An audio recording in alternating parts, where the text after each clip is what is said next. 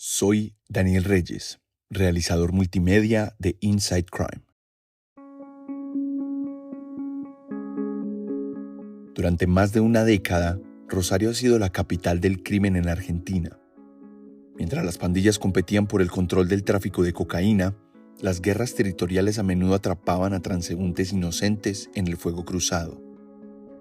Los residentes temían por sus vidas, y la seguridad fue una prioridad en las elecciones provinciales de 2023, que el gobierno actual ganó en gran parte gracias a su plan de seguridad. Y desde que llegó al poder, ese plan parece haber funcionado. Mientras que 2023 fue el año más mortífero registrado en Rosario, 2024 fue el menos mortífero. Y los datos del gobierno muestran que los robos y otros delitos han disminuido. Pero no todos han sentido estas mejoras. Durante un reciente viaje a Rosario, Inside Crime habló con residentes de los barrios más pobres que rodean la ciudad, donde históricamente se ha concentrado el crimen organizado. Todos tenían historias similares. La paz que ha transformado el rico centro de la ciudad no ha llegado a sus barrios, azotados por las pandillas. En esta primera de dos partes, contamos algunas de sus historias. Esto es La otra cara de las cifras de seguridad en Rosario, desde el terreno, escrito por Christopher Newton y leído por mí, Daniel Reyes. Después de esto, vas a necesitar atención en salud mental, dijo entre risas Gaby, tratando de poner algo de humor durante una entrevista con Inside Crime sobre la vida en los barrios violentos y marginados que rodean la ciudad de Rosario en Argentina. La seguridad empezó a deteriorarse cuando estalló una guerra de drogas. Detonó toda esa oleada de crímenes terribles, contó Gaby. Mataron a mucha gente de la barriada, salvo que hayan encontrado cuerpos en otros lados. Pero generalmente eran pibes de los barrios. Uno de los asesinados fue el hermano de Gaby. No se vive de la misma manera, se lamentó. Por generaciones, los clanes locales han realizado operaciones criminales en estas zonas. La familia Cantero, que era una de las franquicias criminales más poderosas de la ciudad, conocida como Los Monos. Montaron diversos negocios ilícitos, pero en 2004 se volcaron de lleno al narcotráfico. Los Monos levantaron búnkers en la periferia y empezaron a reclutar niños o soldaditos, cuyas manos pequeñas podrían atravesar los huecos en las paredes para intercambiar droga por dinero. Otros, como el clan Alvarado, siguieron el ejemplo. Algunos niños terminaron trabajando en los búnkers para pagar las deudas de sus padres. Tuvimos un caso muy cercano de una nena de 15 años que estaba dentro de un búnker porque los que debían dinero eran sus padres, relató Gaby.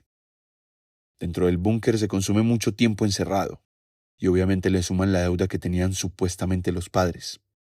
Y bueno, uno empieza a consumir y es una cadena que no termina nunca.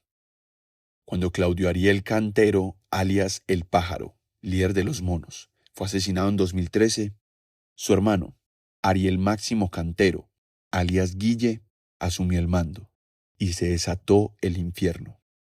Los homicidios se dispararon en 2014 en medio de la guerra de Guille, aunque la violencia se concentró principalmente en las periferias.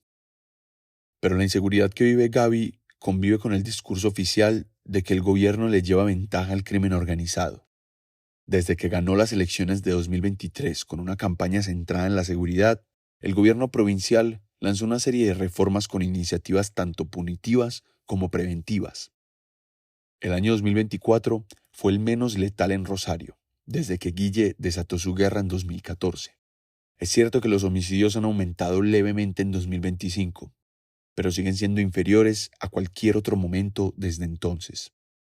Sin embargo, aunque en el centro acomodado de Rosario todo parezca más tranquilo, en la periferia las guerras entre bandas persisten.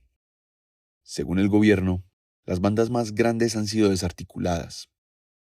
Ya no podemos hablar como antes, de Alvarado por un lado y Los Monos por el otro, explicó la subsecretaria de Inteligencia Virginia Villar. Ahora no son bandas organizadas, sino grupos pequeños. Los perpetradores pueden haber cambiado, pero la realidad sigue igual. Para quienes caminamos por estos barrios, todo se ve igual, se escuchan los mismos tiros, dijo Gaby. Sin lugar a dónde ir. En el lugar que creció Gaby, desde muy temprana edad, hay pocas señales de esperanza de un futuro mejor. Las escuelas han sido blanco de tiroteos y varios niños han muerto por balas perdidas mientras jugaban. Hay pocos clubes sociales u otros espacios donde los chicos puedan mantenerse alejados de los problemas, así que muchos terminan metidos en ellos. Si uno ingresa a un niño de 7 años en un club que le va a llamar la atención, que le va a gustar, que va a estar protegido, no habría a los 12, 13, 14 años ni necesidad de una cárcel, dijo Gaby. Pero el gobierno prefiere la parte mala, el castigo. Necesitamos que quien cometió un delito pague lo que tiene que pagar, pero no creemos que la salida a todo sea que mueran en la cárcel, explicó. No voy a perdonar a quien asesinó a mi hermano, pero entendí también que era una víctima de un sistema perverso, excluyente. Sin trabajo. En las afueras de Rosario, pocos empleos superan el salario mínimo, y muchos se sienten atrapados en la informalidad, sin protección alguna. El desempleo es generalizado. Para algunos, arrebatar carteras o vender drogas es simplemente lo que tiene sentido en términos económicos. Y mientras la falta de trabajo empuja a algunos hacia el crimen, aleja a otros de la justicia. Después del asesinato de su hermano, Gaby empezó a encontrarse con las mismas mujeres en los juicios, pero todas luchaban por encontrar tiempo y recursos para exigir justicia, visibilizar los casos y reclamar políticas más preventivas y restaurativas. Trabajando en empleos informales, tenían poco, aparte de sus voces. Así, en 2016, formaron Pariendo Justicia, un colectivo para organizar sus batallas legales en conjunto. Consiguieron trabajos en el sector formal, limpiando edificios del gobierno, e incorporaron a otras mujeres.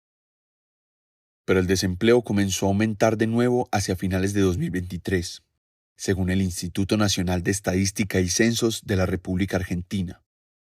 El subempleo, en el que las personas están sobrecalificadas o no logran conseguir trabajo a tiempo completo, alcanzó en 2024 su tasa más alta en 10 años.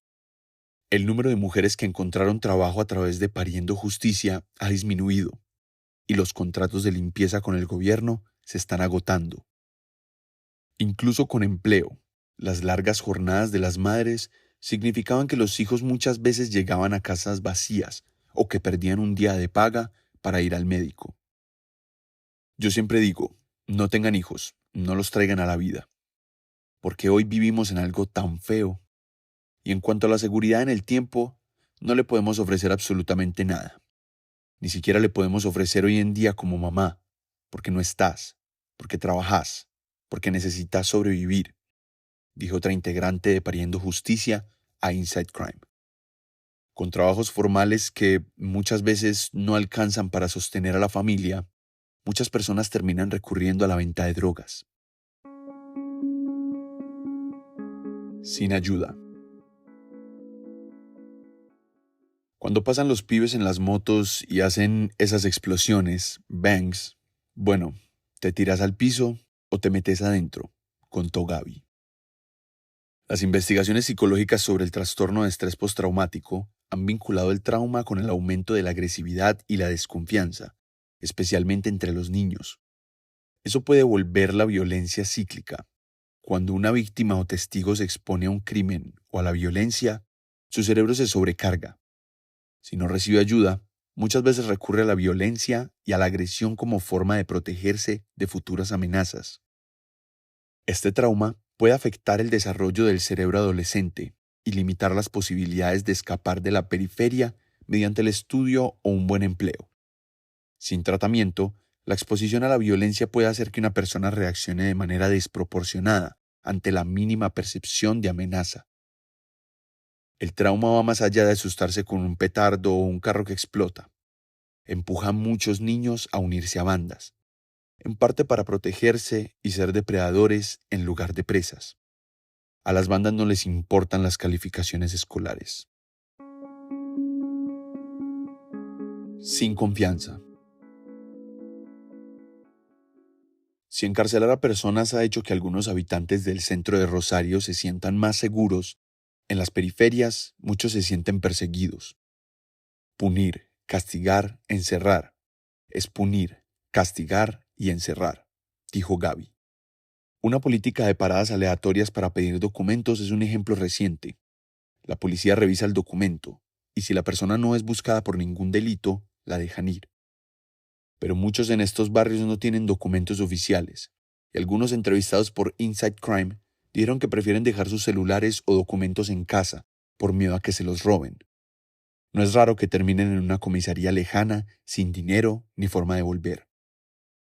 Otro esfuerzo del gobierno ha intentado mejorar a la policía, pero en estos barrios el nivel de desconfianza y ansiedad frente a ellos es alto.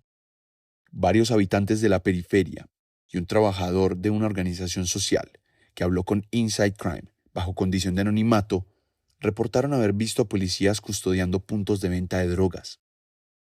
Si el gobierno construyera escuelas y clubes en estos barrios, no tendría que gastar tanto en construir cárceles, concluyó Gaby.